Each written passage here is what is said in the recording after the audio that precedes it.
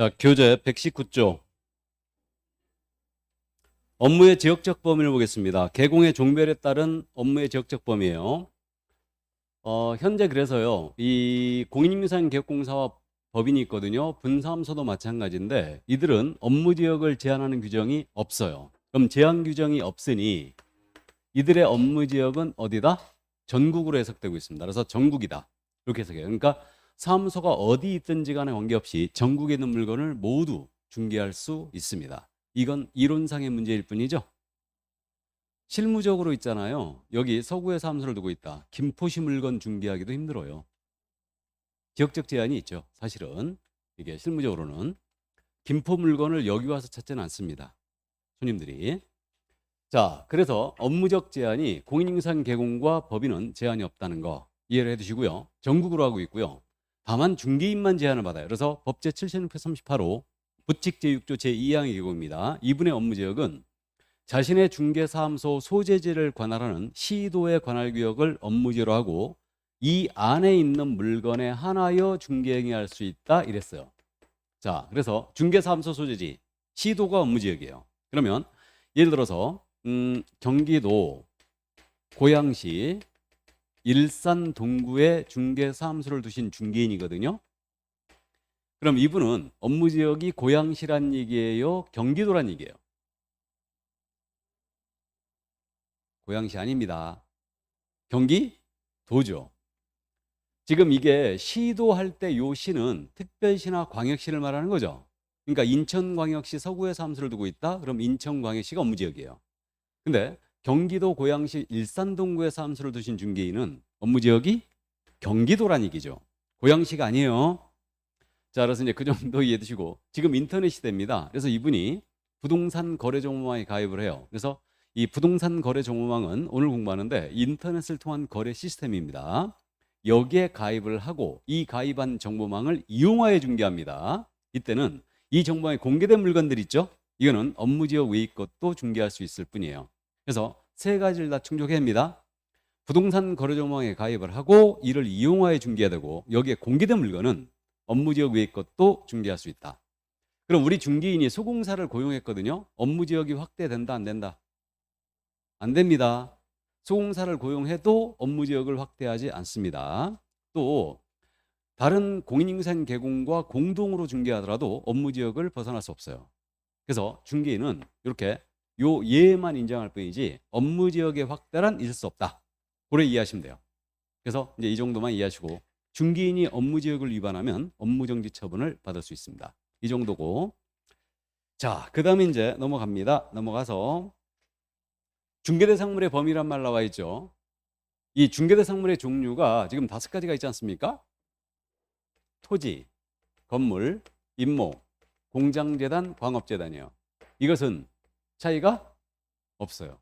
그러니까 우리 중개인 여기 경기도 고양시 일산 동구에 사무소를 뒀거든요. 그럼 경기도에 있는 물건이라면 중개인께서도 임목, 공장재단, 광업재단 모두 중개할 수 있다는 얘기죠. 그러니까 종별에 따라 중개대상물의 범위에 대해서는 제한을 두지 않았습니다. 업무지역 제한만 있을 뿐이에요. 그래서 유일하게 중개인만 업무지역 제한을 받고 있다. 가볍게 이해만 해주시기 바랍니다. 자, 그러면 업무의 지역적 범위를 따져봤고요. 이제 겸업으로 넘어갑니다. 이 겸업은 지금 중개업 외에 또 다른 업무를 할 수 있겠는가? 이게 겸업에 대한 문제예요. 중개업 외에 또 다른 업무를 할 수 있겠는가? 이 문제입니다. 그러니까 중개사무소를 열어놓고요. 내가 문방구도 할 수 있느냐, 슈퍼마켓도 할 수 있느냐, 회사에 나갈 수 있느냐, 이 문제가 겸업이에요. 이거를 이중소속과 헷갈리면 안 됩니다. 이중소속은 2개 이상의 중개사무소에 근무하는 거죠, 지금. 이건 전면금지예요. 근데 겸업은 태도가 틀리죠. 이게. 그래서 현재 이 겸업 태도가 공인인증상 개공과 중개인, 개인입니다. 개인인 개공과 법인인 개공에 대한 겸업 제한이 완전히 정반대로 돼 있어요, 지금. 이게. 그래서 개인에 대해서는 우리 교재는 뒤에 나와 있거든요. 근데 총설 부분에 이런 내용이 이제 가볍게 써 있는데, 자, 공인인증상 개공과 중개인, 개인은 겸업 제한 규정이 원칙 없어요. 그럼 이들은 원칙적으로 겸업 제한을 받는다 안 받는다? 안 받습니다. 그러니까 개인은 겸업 제한을 받지 않아요. 근데 법인이 있지 않습니까? 법인은 지난주에 잠깐 언급했듯이 토탈 7가지 업무만 할 수 있어요. 그러니까 법인은 중개업 외에 6가지 업무만 더 할 수 있습니다. 이게 소위 법인의 겸업이라고 부르고 있고요. 이 6가지 업무를 법인은 꼭 해도 되고 안 해도 됩니다. 그러니까 임의사업이에요. 할 수도 있고 안 할 수도 있고. 이게. 그럼 지금요. 공인인증 개공과 중개에는 겸업 제한이 없기 때문에 원칙적으로 지금 현재 능력이 닿으면 얼마든지 할 수가 있거든요. 다만 우리 중개인은 자격증이 없기 때문에 경공매 업무는 허용이 안 됐거든요. 중개인한테는. 그러면요. 이론적으로 보게 되면 겸업 누가 더 넓다? 개인이 훨씬 넓어요. 개인이 훨씬 넓습니다. 이게. 그래서 법인이기 때문에 겸업이 더 많을 거다라고 오해하면 절대 안 된다는 얘기예요. 이게 법인이기 때문에 제한을 받는 거예요. 그럼 이거는 왜 그랬을까? 이거는 실물을 보면 느낌이 딱 오십니다. 실물을 보게 되면 우리 개인인 개공 같은 경우는 직원 한두 명 고용해서 업무하고 있죠. 그러다 보니까 겸업 제한을 안 하더라도 할 수 있는 한계가 있었던 거예요. 그러니까 냅둔 겁니다. 근데 법인은 직원을 수십 명 고용해갖고 대형화됐는데 이 대형화된 법인에 대하여 업무의 제한을 안 하게 되면 중개업을 부수적으로 요상한 업무 하더라 이거요. 그래가지고 전문 직업인으로서 품위를 손상할 우려가 있었기 때문에 법인은 겸업 제한을 하게 된 거예요. 그래서 우리는 법인으로 가면 오히려 제한을 받아요. 법인으로 가면.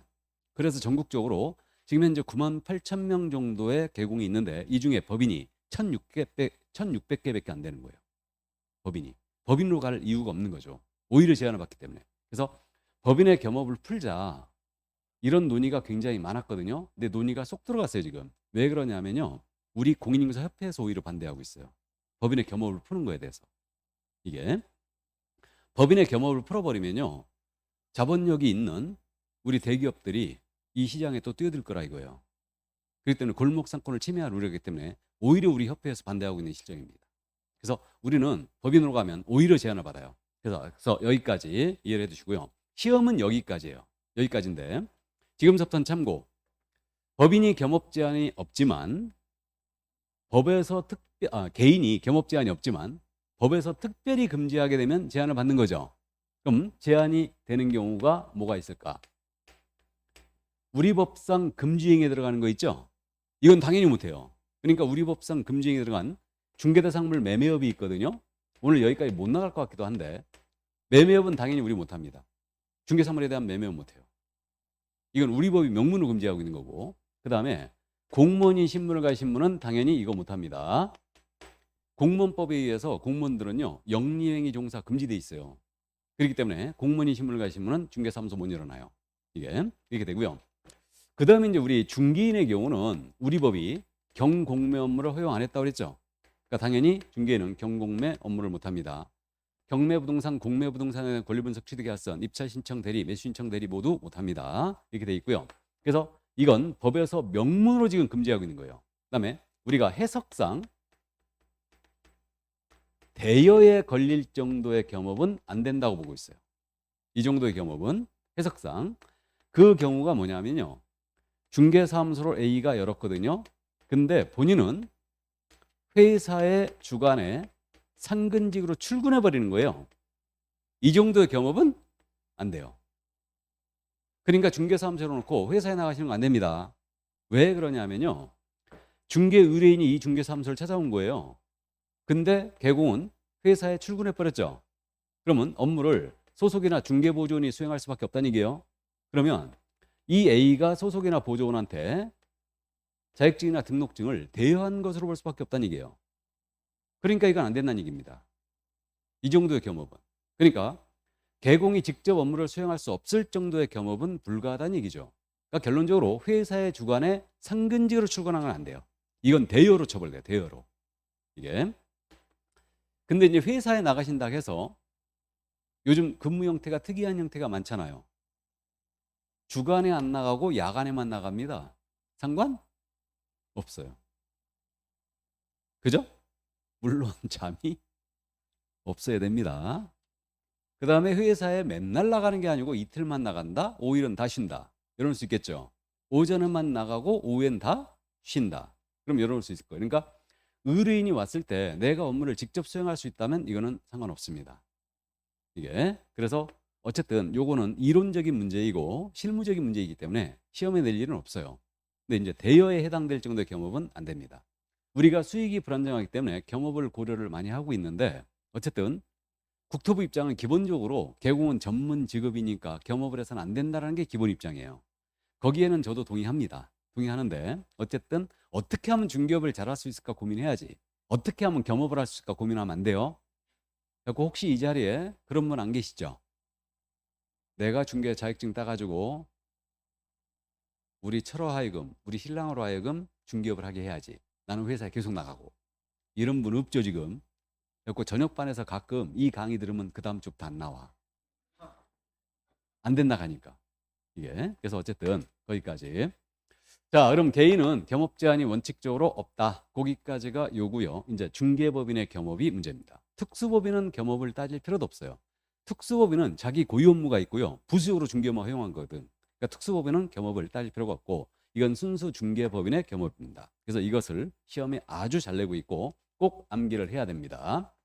그럼 법인은 이제 어떤 업무를 할 수 있느냐면 중개업 외에 6가지 업무를 더 할 수 있다.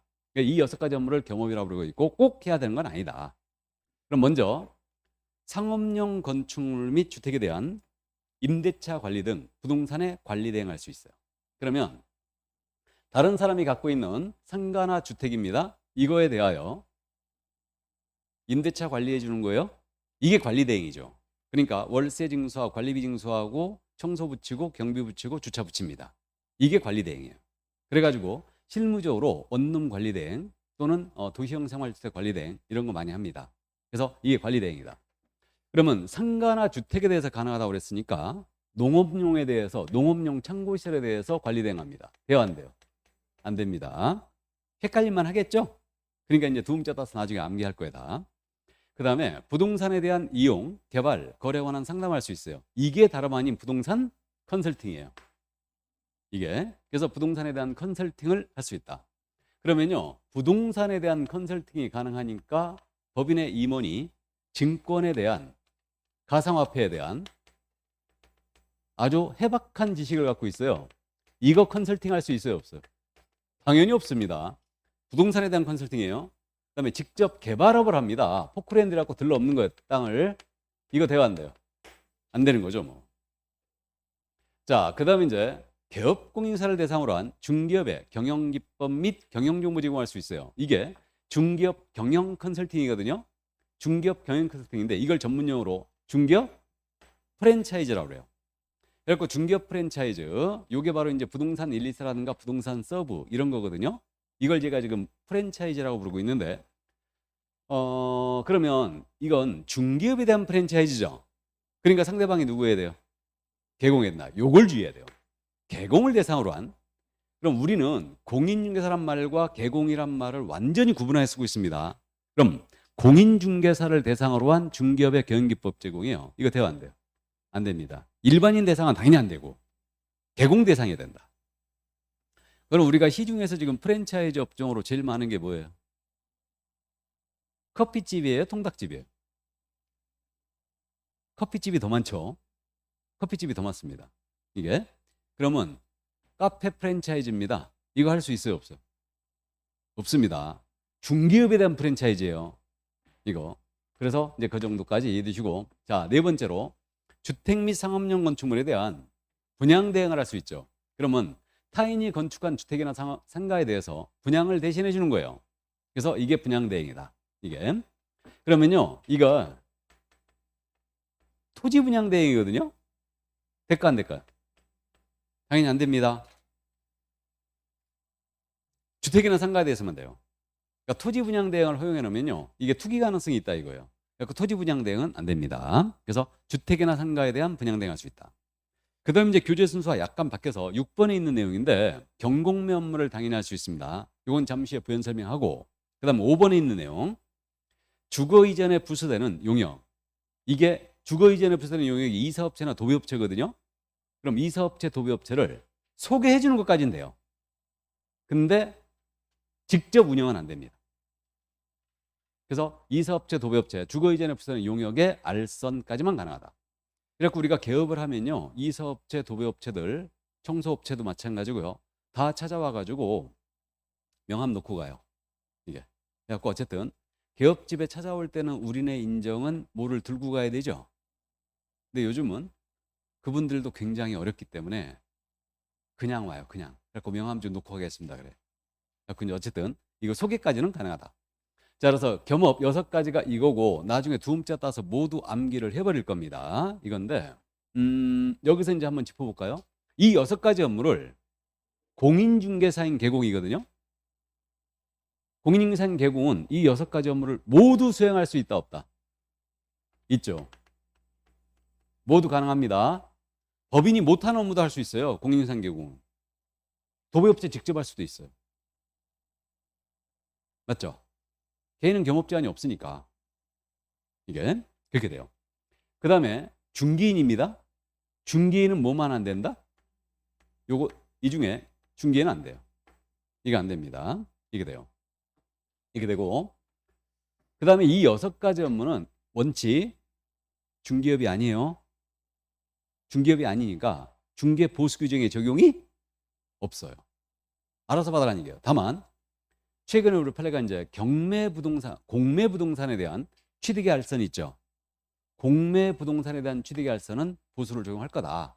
이렇게 해석하고 있는데 요거는 조금 이따 더 부연 설명하고요. 그래서 이 정도만 이해하시고 법인이 겸업을 위반하면 등록을 취소당할 수 있습니다. 여기까지 임취사유예는. 자, 그럼 여기까지고요.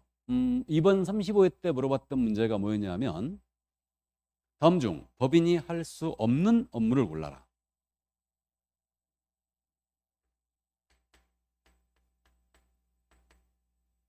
할 수 있어요, 없어요? 법인이 상가 건물 한 채를 갖고 있거든. 이거 임대업 하는 거예요. 될까 안 될까? 할 수 없죠.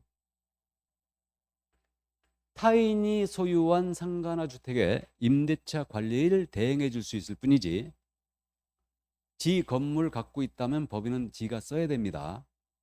그거 임대업 못해요. 맞죠? 법인은 임대업 못합니다. 타인이 갖고 있는 상가나 주택에 대해서 대신 관리해 줄 수 있을 뿐이지 직접 임대업 못해요. 법인은. 자, 그럼 이 정도 이해를 해 두시고 이제 경공매 알선 대리가 있는데 우리 교재 그 동그라미 6번에 있는 내용이에요. 그 6번에 있는 내용인데 여기서 미리 한번 짚고 갑니다. 경공매 업무인데 경매 부동산, 공매 부동산, 공매 대상 부동산 이건데 경매는 법원에서 한다는 거 아셔요? 공매는 공개 매각의 준말이라고 이해하시면 돼요. 공개 매각. 이게 공매예요. 공매인데 공매는 여러 기관에서 합니다. 세무서, 지자체, 세관, 뭐 기업체, 은행 다 할 수 있거든요.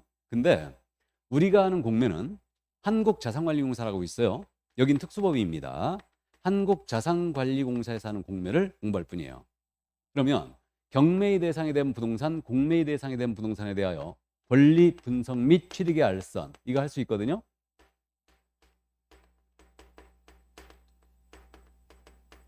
그럼 권리 분석은 그거죠. 자, 이 부동산 내가 낙찰을 받으면 내가 떠안을 권리가 있는가 이런 걸 분석해 주는 거고 취득의 알선은 경제적 가치 등을 수익 분석해 주는 거예요. 현재 이 물건 시세 얼마, 최저 매각가 얼마, 얼마의 낙찰 예상되고 얼마의 수익이 예상된다. 취득의 알선이에요. 그 다음에 입찰 신청, 매수 신청 대리할 수 있거든요. 그럼 대리는 그겁니다. 입찰표를 써주고 대신 낙찰 받아주는 행위예요. 현재 공매는 한국자산관리공사에서 전자 입찰만 하고 있습니다. 온비드라는 게 있어요. 온비드. 이게 그래갖고 이제 전자 입찰 방식으로 하고 있는데 입찰표를 대신 써주고 낙찰 받아주는 행위가 대리다. 그럼 이 업무는 원래가 누구 업무냐면요. 이건 법률 서비스이기 때문에 변호사의 업무예요. 이 업무는 원래 변호사 업무입니다. 근데 변호사가 적던 시절에는 이거 변호사가 이거 안 해도 먹고 사는데 지장 없었거든. 그래갖고 이걸 팽개친 거예요. 그래가지고 다른 자격증한테 허용을 했죠. 그래서 현재 합법적으로 보수를 받고 이 경공매물을 수행할 수 있는 자격증이 변호사는 당연히 지 업무니까 지가 할 수 있고요. 법무사 할 수 있다는 거 상식적으로 알고 있죠. 다음 우리 개공도 할 수 있어요. 이렇게 세 개의 자격증이 이걸 보수를 받고 의뢰인에게 보수를 받고 할 수 있습니다. 그럼 여기서 있잖아요. 우리 개공이 있고 법무사가 있는데 둘 중에 누구한테 먼저 허용을 했을 것 같아요? 이 업무를. 예? 센스가 좋으신데 물어보는 의도를 봤을 때 우리한테 먼저 허용했습니다. 94년도에 법인한테 허용했어요. 법인한테. 공인인증 개공이나 중개인한테 허용 안 하고. 그래갖고 법인으로 가는 주된 이유가 이것 때문에 그랬어요. 경매 때문에. 그때 요거만 딱 허용을 안 했거든요. 그래가지고 결국은 지금 현재는 전부 다 허용을 했죠. 법무사와 우리 개공한테 전부 다. 다만 중개인은 이거 한 가지도 못합니다. 일단. 그래서 이렇게 되는데 이때 변호사들이 이제 엄청 많아졌죠. 그래갖고 우리한테 이걸 전면적으로 허용하는 것에 대해서 변호사 앞에서 엄청 반대했었어요.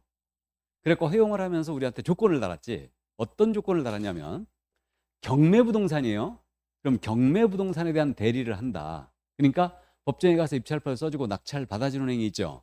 요걸 할 때는 대법원 규칙이 정하는 바에 따라서 법원에 먼저 등록을 하라. 법원에 등록을 하고 그 감독을 받아야 한다 그랬어요.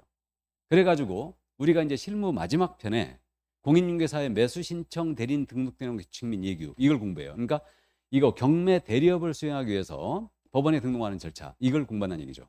이거를 그러면 경매부동산 권리분석과 취득의 알선만 한다. 요것만 한다면 법원에 등록하지 않고도 그냥 할 수 있다. 중개인이 이것도 물론 못하고. 그럼 공매는 한국자산관리공사에서 하죠. 그럼 공매부동산 권리분석 취득의 알선 대리합니다. 이건 법원에 등록하고 할 일이 없지. 그냥 할 수 있어요. 그러니까 오직 법원에 등록을 요구하는 것은 무엇뿐이다. 경매부동산 대리할 때만 법원에 등록을 요구합니다. 이번 시험에 이걸 물어봤어요. 이런 문제를 틀리고 오면 절대 안 됩니다. 이거를 강의할 때마다 언급을 하는데 어떻게 문제를 냈냐면 다음 중 법원에 등록해야지만 할 수 있는 업무가 무엇이냐 이걸 또 물어봤어요. 법원에 등록해야지만 할 수 있는 업무가 무엇이냐. 경매부동산 대리업. 이걸 물어봤지. 그럼 공매부동산 대리업은 등록할 일이 없다는 얘기예요. 그래서 이제 주의할 점이 그겁니다.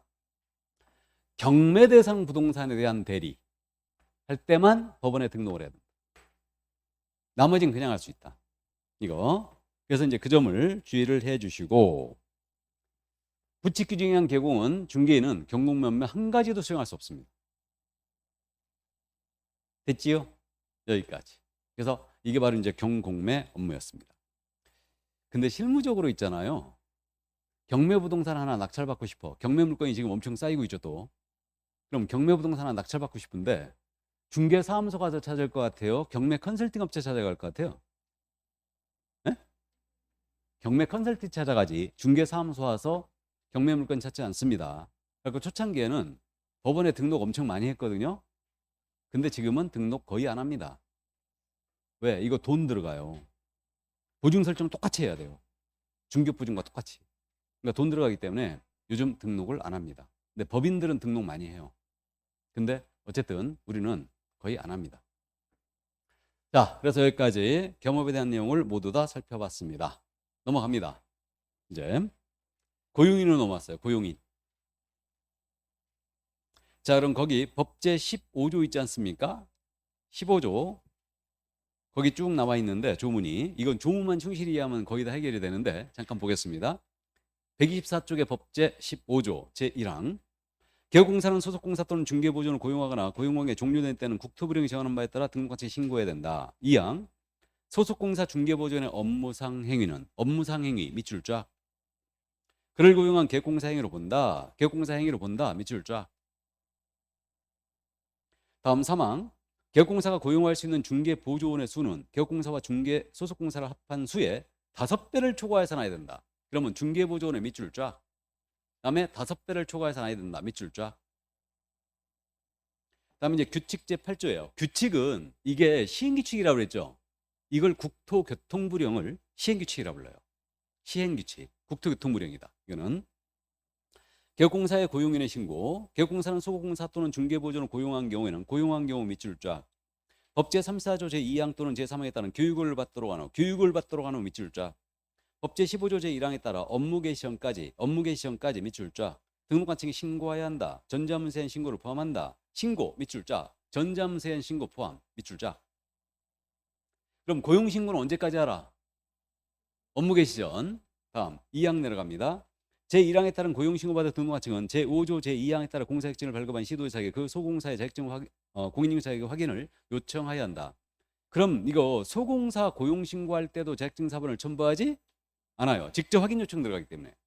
다음 3항 내려갑니다. 제1항에 따른 고용신고받은 등록하청은 법 제10조 제2항에 따른 결격사유에 해당 여부와 법 제34조 제2항 또는 3항에 따른 교육 수료 여부를 확인해야 한다. 그럼 결격 여부 신원조에 들어가는 거고요. 교육을 받았는가 모두 확인 들어간다는 얘기예요. 그러니까 교육 수료증 사본도 첨부하지 않아요. 이거. 자, 다음 4항 내려갑니다. 기업공사는 소공사 또는 중개보조원과의 고용관계가 종료된 때는 고용관계가 종료된 때 밑줄 쫙. 법 제15조 제1항에 따라 고용관계가 종료된 날로부터 10일 이내 10일의 동그라미 등록관청에 신고해야 한다. 자, 그 다음 이제 5항은 그냥 참고하시고. 자, 보겠습니다. 고용인으로 넘어왔는데 고용인의 종류 두 가지가 언급됐죠. 소공사와 중개보조원이 고용인이에요. 얘들이. 그럼 소공사의 용어의 정의 잠깐 해볼까요? 우리 소속공사라 하면 이건 말 그대로 기억하는 거예요. 소속공사라 하면 기업공사에 소속된 공인인계사로서 중개 업무를 수행을 하거나 기업공사의 중개 업무를 보조하는 자를 말한다. 그리고 이제 공인인사라는 말 다음에 법인의 임원 또는 사원으로서 공인중개사인 자를 포함한다. 이렇게 돼 있어요. 그래서 소공사의 종류는 두 가지가 있는 거예요. 이것 때문에 임원 사원 중에 자격증이 있는 자가 있죠. 몇 분의 몇이 있어야 된다? 3분의 1. 3명 중에 1명은 자격증이 있어야 돼요. 그래서 임원 또는 사원인 소공이 있고요. 또 하나는 그야말로 직원인 소공이 있는 거예요. 이렇게 나눠집니다. 일반적으로 소공 그러면 직원인지 할 얘기예요. 그 다음 이제 중개보조원의 용어의 정의거든요. 중개보조원은 꼭 출발점 기억해야 됩니다. 이제 공인중개사가 아닌 자로서. 이걸 꼭 기억해야 돼요. 그러나 기업공사에 고용된 거예요. 소속돼요. 단순 업무 보조가 꼭 나와야 돼요. 중개 대상물에 대한 현장 안내 및 일반 사무 등 기업공사의 중개 업무와 관련된 단순 업무를 보조하는 자를 말한다. 이게 중개보조원의 용어의 정의입니다. 이 둘을 우리는 고용인 이렇게 부르는 거예요. 자, 그럼 이제 교재 순서대로 갑니다.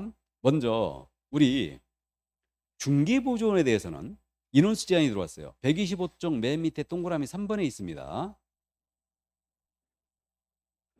우리 중개보조원에 대해서는요. 원래 인원수 제한이 있었거든요. 중개업법실에.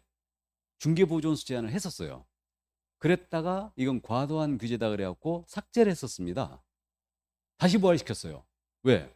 중개보조원이 이른바 사고를 너무 많이 쳐가지고. 그래서 어쨌든 중개보조원 수 제한을 했는데 개공과 소공을 합한 수예요. 합한 수에 몇 배를 초과하지 못한다? 5배. 그러면 개공이 혼자서 중개사무소 운영하거든요. 그럼 몇 명을 초과할 수 없어요? 5명. 5명까지만 가능하죠. 보조원이. 이게. 그러면 소공사까지 고용했거든, 한 명을. 그럼 10명까지 가능하다는 얘기죠. 그 얘기입니다. 왜 인원수 제한을 해버렸냐면요. 이것 때문에 그런 거예요. 실무적으로. A의 중개사무소인데 이 사무소에 이른바 적을 두고 있는 프리랜서들이 있어. 본인들은 프리랜서라고 하거든요. 이 자리에 이런 분 계실지 모르겠는데 죄송합니다. 어쨌든 본인들은 프리랜서라고 하는데 우리가 보기에는 속된 말로 부동산 삐끼예요. 이거 손님들 확보해두고 물건을 확보해 오는 거죠. 이거 의외로 많습니다. 근데 법률적인 관점에서 보면 중개 보조원 여기에 고용신고 안 했다면 무등록업자일 가능성이 크지. 그렇게 됩니다. 근데 이들이 이제 손님을 확보해두고 물건을 확보해 오잖아요. 그럼 이제 거래가 성사됩니다. 그러면 계약서를 써야 되잖아. 근데 이들이 쓸 수 없죠. 그러니까 A가 써주는 거야. 그리고 A가 계약서를 써주고 도장값 받아야 되죠. 그러니까 일정 금액 또는 중개 보수의 몇 프로 이런 식으로 짜고서 이제 약정을 하고 그런 식으로 합니다. 이렇게 운영하는 사무소가 의외로 많아요. 그러면 운영하는 입장에서는 프리랜서가 많을수록 많이 들어오죠. 그러니까 좋더라 이거야.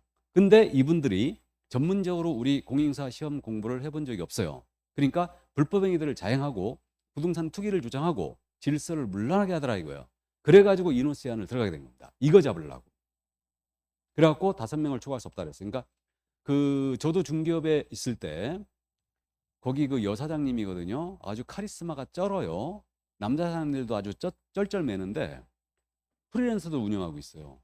그래갖고 아침에 10시까지 다 출근하라고 그래. 그래갖고 아주 잘생긴 남자애들 양복 쫙 입고 출근해. 그래갖고 10시에 딱 앉아서 회의한다? 회장이야 완전히. 그래갖고 막 지시하고요. 그렇게 해갖고 10시에 이제 회의 딱 하고서 이제 각자 다 흩어지는 거야 또. 무르르 가야지. 그죠? 그렇게 운영하는 사무소들 의외로 있었어요. 그래갖고 이걸 잡기 위해서 5배 추가를 못한다라고 해버린 겁니다. 이게. 그래서 이거 초과해서 고용했잖아요. 보조원. 그러면요 등록 취소에다가 1년 이하 적금 1,000만 원이 벌금이에요. 이거. 질서 문란의 우려가 있기 때문에 그런 거예요. 그래서 일단 이렇게 들어왔다는 거 이해해 두시고, 그 다음에 이제 우리 중개보조원 있죠. 중개보조는 중개보조원 사실 고지해야 돼요. 이 내용은 어디 있냐면 다음 페이지 126쪽의 맨 밑에 중개보조원 고지 의무라고 있죠. 찾았죠? 그러면 거기 뭐라고 써있냐면 중개보조원은 현장 안내 등 중개 업무를 보조하는 경우 중개 의뢰인에게 본인이 중개보조원의 사실을 미리 알려야 된다 그랬죠. 그러니까 중개보조원은 나는 중개보조원입니다 하고 고지를 하라고 그랬어요. 그럼 우리 소공사는 나는 소공사입니다 고지할 필요가 없다는 얘기죠. 이 얘기인데 왜 그랬을까? 이거는 이 보조원 사실 고지 의무는 이것 때문에 들어온 거예요. 이 규정은 실무적으로 이런 중개사무소가 의외로 많은데 A가 이 사무소의 개업공유사입니다. 근데 실질적으로 갑이 사장님이라고 되네. 뭔 말인지 아시죠? 갑이 부동산에 갖고 돈 좀 땄거든? 자격증 따기는 싫거든? 그러니까 A로 하여금 자격증 걸게 하고 중개사무소 운영하고 있는 거죠. 이런 중개사무소 의외로 많습니다. 그럼 법적인 관점에서 보면 이분은 중개 보조이지. 이거 잡기 위해서. 물론 이 사장님이 현장 안내를 할 일이 거의 없어요. 그러면 보조 업무를 수행할 때 나는 중개 보조입니다. 고지하라는 얘기죠, 이거. 결국은 그래서 들어온 거 이거. 이거 잡기 위해서. 보조는 사실 고지하라. 이거 안 하면 500만 원의 과태료고 개공도 500만 원 과태료예요. 보조원뿐만 아니라 개공도 500만 원의 과태료입니다. 이때 개공은 상당한 지휘와 감독을 다한 때는 그러하지 아니하다 그랬는데 어쨌든 처벌을 하겠다 이거예요 지금. 그래서 이 정도 보조원 사실 고지할 의무를 발생시켰다. 일단.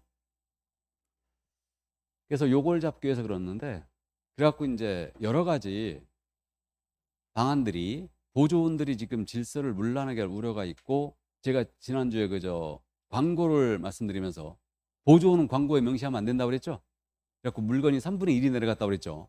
그러니까 보조원에 대해서 규제를 엄청 하고 있는 거죠. 그래갖고 이제 일부에서는 그런 얘기도 했었어요. 중개사무소에 아예 자격증 없는 사람 근무 못하게 하자. 그렇게 이제 그런 주장도 있었는데 그런 주장은 조금 무리하죠. 무리가 있습니다. 왜 그러냐면 직업 선택의 자유라든가 이거 헌법상 인정된 행복추구권 이런 것들을 침해할 우려가 있어요. 이거. 그렇기 때문에 어쨌든 이렇게 이제 규정이 들어온 겁니다. 보조원에 대해서 규제하겠다. 이게 여기까지입니다. 물론 이분이 뭐 대부분 이제 토박이가 많죠. 그 동네 토박이가 많아요. 이런 분들이. 그래가지고 카리스마가 아주 쩝니다. 쩔어요. 카리스마가. 어쨌든 손님 붙이는 데 아주 일가견이 있어요. 어쨌든 근데 이제 여러분들이 일을 배울 때 자격증을 걸어주고 들어가는 경우도 있거든요. 자격증을 걸어주고 들어가는 경우도 있는데 그러면요 죄송한 얘기인데 일을 제대로 못 배워요. 그러니까 이분이 손님을 끌어오고 물건을 붙이고 거래를 성사시키는 거는 아주 탁월하지. 그런 것들은 배워요. 이게. 근데 정작 우리 법대로 하는 그런 이제 정장 FM은 배우지를 못합니다. 그래갖고 여러분들이 이제 소공사로 근무하면서 일을 배우기도 하는데 이런 중개사무소에는 절대 가지 마세요. 소공사로 근무할 때도 일을 잘못 배워버려요. 그럼 맨 손님들 아니할 말로 속된 말로 등치는 것만 배워. 이게. 그러니까 FM대로 공부해. FM대로 아주 깐깐한 내가 깐깐하게 생겼죠. 내 별명이 그래서 깐깐이야. 자, 그래서 어쨌든 그런 기업공사한테 일을 배우시는 게 정상적으로 배웁니다. 자, 그럼 거기까지 이해만 해두시고, 자, 그 다음에 이제 126 중에 맨 위에 고용신고, 고용관계 종료신고를 읽어봤었는데, 자, 우리가 소공사나 중개보조를 고용했지 않습니까? 그럼 그들이 교육을 받도록 해야 돼요. 교육을 받도록 하고 업무를 개시하기 전까지 고용신고 들어갑니다. 그러면 고용을 해놓고 교육을 받도록 한 다음에 고용신고 들어가는 거예요. 그러면 이 교육은 우리 아직 공부 안 했는데 소공사 있죠? 소공사는 실무교육 받고 와야 돼요. 실무교육 며칠이라고요? 4일 가서 받고 와야 됩니다. 중개보조원 있죠? 중개보조원은 직무교육 받고 와야 돼요. 직무교육이라는 걸. 나중에 교육제도 다시 공부해요. 그러면 중개보조원에 대한 직무교육은 법정 시간이 3, 4시간으로 돼 있고 현재 협회에서 4시간을 하고 있습니다. 교육비는 현재 4만 원이에요. 교육비는 4만 원입니다. 그러면 교육을 받도록 한 다음에 업무 개전까지 신고하러 왔으니까 교육비 누가 내야 될까? 본인이 내야 돼? 개공이 내줘야 돼? 개공이 내주는 거 맞는 것처럼 보이죠? 개공이 내주세요.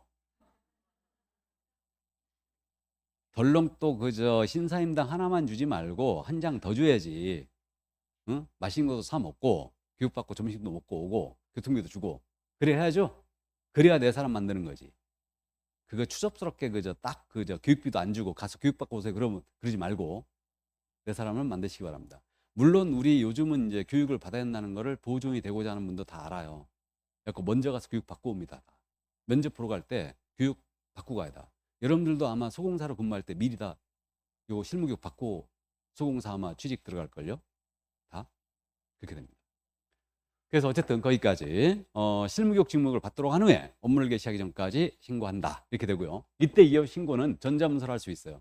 그래서 현재 전자신고를 할 수 있다는 얘기가 이제 나오기 시작했거든요. 그럼 전자문서로 이거 할 수 있습니다. 실질적으로 전자문서가 운영되고 있어요. 이거는. 그러니까 고용신고, 종료신고를요 전자문서로 해버리는 거예요. 인터넷으로. 그게 지금 현재 실제로 운영되고 있습니다. 인터넷 어디서 지원하고 있냐면요.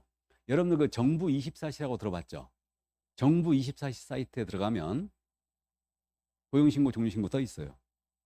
떠 있습니다. 그래서 그걸로 실제로 운영되고 있어요. 실질적으로.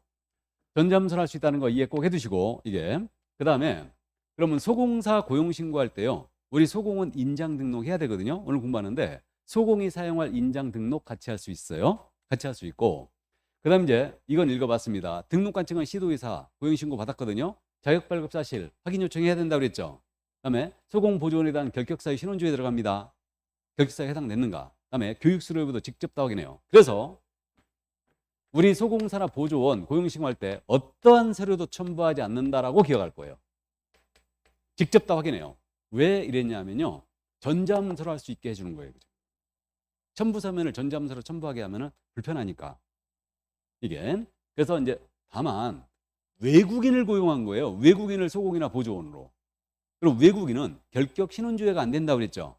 신원조회가 안 되니까 외국인이었다. 이 경우에만 결격에 해당하지 아니함을 증명서를 첨부하게 돼 있어요. 이 경우에만. 자, 그래서 이제 이 정도 고용신고 이해두시고 고용관계가 종료됐거든요.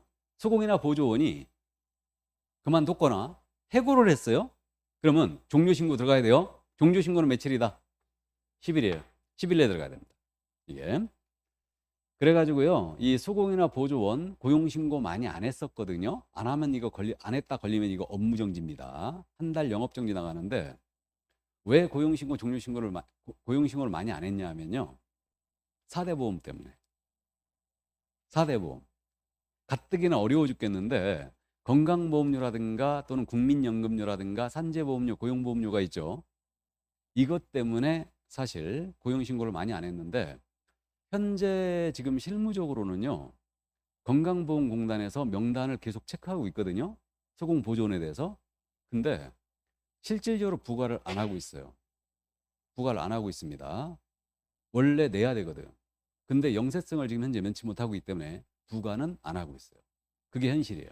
이건 다른 사업자들하고 형평성을 맞추기 위해서 지금 그런 것 같기도 해요. 우리 뭐 편의점 같은 데 알바 고용했잖아요. 이거 4대 보험 다 들어가야 됩니다. 그래야 되기 때문에 결국은 우리도 보조원 소공을 고용했을 때 이게 이제 4대 보험이 문제가 되는데 어쨌든 현재 들어가지 않고 있습니다. 사업주가 반 부담해야 되잖아. 고용보험료, 산재보험료 사업자가 다 내야 되고. 맞죠? 그러니까 어쨌든 그 부담 때문에 현재 부과는 안 하고 있어요. 그래서 거기까지고 업무 개시연이고 종료신고는 10일이라는 거 꼭 기억해 두십니다. 여기까지요. 원래 개정을 할 때는요.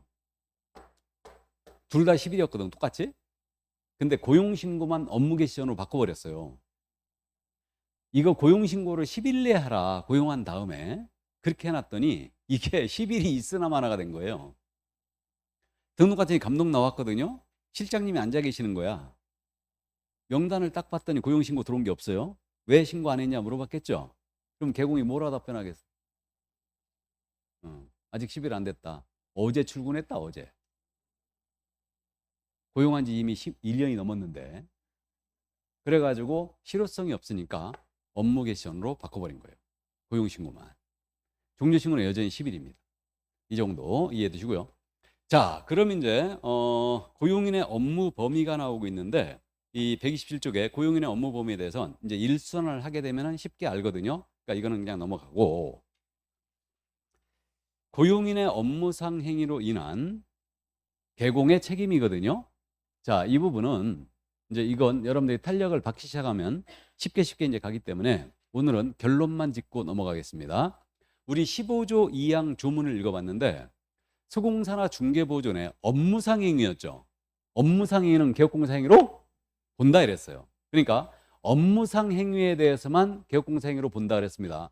본다란 규정은 민법 시간에 공부했는지 모르겠는데 이거는 간주 규정이죠. 추정이 아니고 간주입니다. 그래서 업무상 행위에 대해서는 직접 우리 개공에 고용한 그자의 행위로 간주해버려요. 그래서 이제 요 규정 때문에 소공이나 중개보조원이 만약에 업무를 수행하다가 중개의뢰인에게 손해를 입혔잖아요. 그럼 민사책임으로서는 손해배상 책임을 그대로 부담해요. 물론 소공이나 보조원도 손해배상 책임을 부담하거든요. 근데 의뢰인을 두텁게 보호하기 위해서 개공 역시도 책임을 져요. 그래서 이때는 연대하에 책임을 집니다. 연대 책임을 지고 그 다음에 소공이나 보조원이 업무를 수행하면서 만약에 등록 취소나 업무 정지에 해당하는 행위를 했잖아요. 그럼 개공이 직접 등록 취소나 업무 유예 먹을 수 있어요. 그러니까 요 규정에 의해서 이렇게 요 책임들이 인정이 되고 있는 거예요, 지금. 이게. 그다음 이제 형사 책임으로서는요. 형사 책임은 징역형이나 벌금형을 받을 수 있는가 이 문제거든요. 그래갖고 양벌 규정이라는 게 있어요. 양벌 규정이란 말은 양쪽을 다 벌한다는 뜻이에요. 그러니까 직접 행위를 한 소공이나 보조원도 벌할 뿐만 아니라 개공도 벌한다는 얘기죠. 이게 양벌 규정인데 그러면 이때 개공은 벌금형으로 양벌 규정에 의해 처벌됩니다. 그럼 예를 들어서 요거만 잠시 부여해서 설명합니다. 그러니까 요 규정 일단 이 손해배상 책임을 다 진다는 걸 기억해 두시고요. 양벌 규정을 여기서 미리 설명하고 하는데 자 양쪽을 다 벌한다 이 뜻이거든요. 결격 사유할 때 제가 양벌 규정 안 했죠? 했나? 소속이나 중개 보조원이에요. 또는 법인의 임원 사원이죠. 개공이 고용한 분들입니다. 이분들이 중개 업무를 수행하다가 징역 또는 우리 법 위반하여 징역 또는 벌금에 해당하는 행위를 한 거예요. 그럼 이들은 당연히 징역 벌금을 처벌하겠죠. 처벌하고요. 이들을 고용한 개공도 처벌해요. 개공도. 그럼 개공은 그 위반 행위에 규정된 벌금형을 고한다. 이렇게 돼 있어요. 벌금형을 고한다. 다만 해당 업무에 관하여 우리 개공이 상당한 주의와 감독을 다했잖아요. 감독을 다한 때는 그러하지 아니하다. 벌금형을 면합니다. 이게 양벌 규정이에요. 그러니까 소공이나 보조원이 징역벌금 해당이면 개공은 뭘로 처벌한다? 벌금형으로. 다만 이 해당 업무에 관한 상당한 주의와 감독을 다한 때 그러하지 아니하다. 그러면 예를 들어서 우리가 금지행위 중에 하나인데 소공이 중개의뢰인에게 중개대상물의 거래상 중요사항에 대하여 거짓된 언행을 한 거예요. 그러면 이자가 거짓말을 해버리면요. 거짓된 언행은 1년 이하의 징역 또는 1,000만 원 이하의 벌금이거든요. 그러면 소공이나 보조원은 1-1로 처벌하고요. 개공은 얼마 이하의 벌금? 1,000만 원 이하의 벌금에 처하게 됩니다. 이게 양벌 규정이다.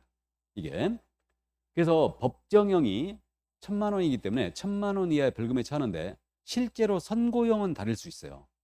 판사가 여러 가지 정황을 참작하여 우리 소공한테 400만 원 벌금을 선고했거든요. 그렇다고 개공도 똑같이 400만 원 선고받는다는 뜻은 아니에요. 개공은 더 더 받을 수도 있고 덜 받을 수도 있고 안 받을 수도 있어요. 이거는. 그래서 이렇게 되고요. 여기서 이제 한 가지 이 얘기 나왔으니까 만약에 소공이나 보조원의 업무상 행위로 개공사가 양벌 규정에 적용이 되는 바람에 만약에 300만 원 이상의 벌금형을 받아버린 거예요. 개공이 양벌 규정으로 300만 원 이상의 벌금형을 선고받았다. 그럼 이게 결격이냐의 문제가 있어요.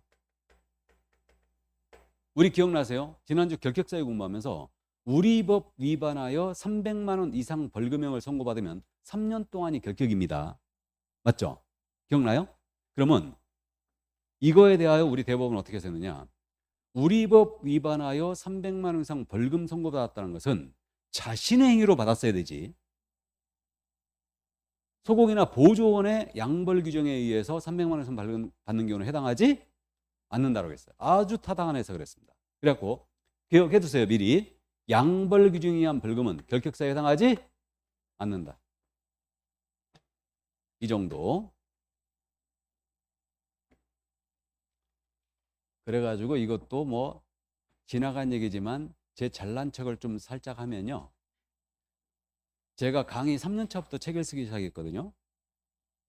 책을 쓰기 시작했는데 책 쓸 때는 많은 고민을 하게 됩니다. 책을 쓰면은 문장 하나를 입히더라도 고민을 엄청 많이 해요. 이거를. 그래갖고 이제 고민하면서 그렇게 책을 쓰는데 저는 처음에 책을 쓰면서 이게 엄청 마음에 안 들었거든요. 양벌 규정이 그때도 있었는데 양벌 규정에 따라 벌금형 받으면 모두 결격이다 이렇게 다 책이 써 있는 거야. 다른 그 교재들이. 그래갖고 내가 공부하면서도 굉장히 이상했어요. 무슨 양벌 규정에 의한 벌금 받는 지행위도 아닌데 3년 결격이 말이 되냐. 그때는 이제 1년 결격이었는데 어쨌든 지금 3년 결격이에요. 그렇게 다 되는 거예요. 뭐 문제도 막 이게 기출에서는 그렇게 낸 적이 없는데 양벌 규정에 따라 벌금 받으면 막 결격이다 막 이렇게 문제를 낸 거예요. 그래갖고 이게 이상하다 그래갖고 이제 나랑 이 강의를 끌어들인 중개법 친구가 있어요. 그 친구한테 책을 쓰면서 야 이거 이상하지 않냐? 양벌 규정에 따른 벌금이 결격이라는 게 좀 이건 내가 보기엔 말이 안 된다. 법 논리적으로 봤을 때 자신의 얘기도 아닌데 3년 결격에 빠진다는 건 이건 너무 무리가 있다 해석이. 그랬거든. 그랬더니 그 친구 하는 말 뭐라 그러냐. 야 우리 대학 강의 아니거든. 학원 강의거든. 만약에 시험에 양벌 규정의 벌금도 결격이다라고 문제를 내버리면 어떡할 건데 그러면. 네가 아니라고 썼는데. 그럼 그 책임은 어떡할 거냐. 나는 그럼 소송 가지? 그랬거든요. 그런 얘기를 하고 나서 한 2년 정도 지났을까? 대판이 나온 거야. 양벌 규정한 벌금은 결격이 아니다. 바라자스가 내 말이 맞지. 이게. 그러니까 엄격한 해석이 필요하죠. 이 형사처벌에 관한 문제이기 때문에. 그래갖고 어쨌든 좋습니다. 자, 그래서 여기까지 고용인 내용을 전부 다 봤고요. 이제 자세한 내용은 여러분들 공부에 탄력을 받으면 더 나갈 수 있어요. 여기까지 하고요. 그 다음에 거기 131쪽에 소공사 중개보조원 고용관계 종료 인장등록 신고서라고 돼 있죠. 그러니까 우리 고용신고 종료신고서 서식에요. 인장등록 신고서 같이 돼 있어요. 우리 소공은 인장등록 해야 되거든요. 그렇기 때문에 같이 돼 있는데 거기 그 기재된 내용을 보면 기재된 내용을 이제 시험에서 가끔 물으니까 신고인 개공의 종별란 중개사무소 쓰는 날은 다 똑같아요. 다른 서식과 똑같고 고용인 인적사항 들어가야 되겠죠. 그리고 성명, 주민번호, 그다음에 소공사라면 자격증번호까지 다 들어가게 돼 있어요. 그리고 우측 하단에 소공사 등록 인장인 이렇게 돼 있죠. 찾았어요? 그러니까 소공사 고용신고할 때 소공이 사용할 인장을 함께 등록할 수 있어요. 거기다 도장 꽝 찍어갖고 들어가면요 소공사 인장 등록 돼버리는 거예요. 그래서 우리 소공사는 모두 인장 등록해야 되거든요. 그래서 어쨌든 거기까지. 자, 그러면 여기까지 봤고요. 그럼 좀 쉬었다 할까요?